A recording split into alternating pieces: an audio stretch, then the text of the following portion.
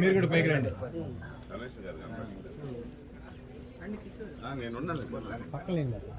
అందరికీ నమస్కారం. కావలి శాసనసభ్యులు శ్రీ దగ్గుమాటి వెంకటకృష్ణారెడ్డి గారి సూచనలు సలహాల మేరకు కావలి పట్టణంలో చెత్తపై సమరం కార్యక్రమం ఈరోజు మరొక మైలురాయిని చేరుకోవడం జరిగింది.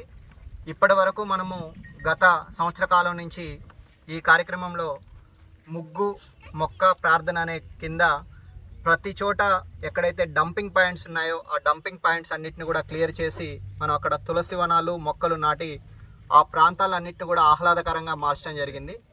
తర్వాతి మనము ప్రతి చోట కూడా డంపర్ బిన్స్ అనేవి మెష్ల ద్వారా ఏర్పాటు చేసి కింద ఎక్కడ కూడా చెత్త చెదరం లేకుండా చూసుకోవడం అనే కార్యక్రమం కూడా చేపట్టడం జరిగింది.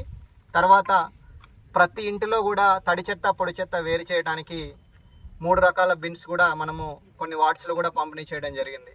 ఇదంతా ఒక ఎత్తు అయితే మనం సేకరించిన చెత్తని కూడా ప్రాసెస్ చేయడానికి ఇక్కడ మనము మన డంపింగ్ యార్డ్లో ఈ విండ్రో కంపోస్టింగ్ విధానం ద్వారా ఇప్పటివరకు కూడా మనము కంపోస్ట్ అనేది తయారు చేసుకున్నాం.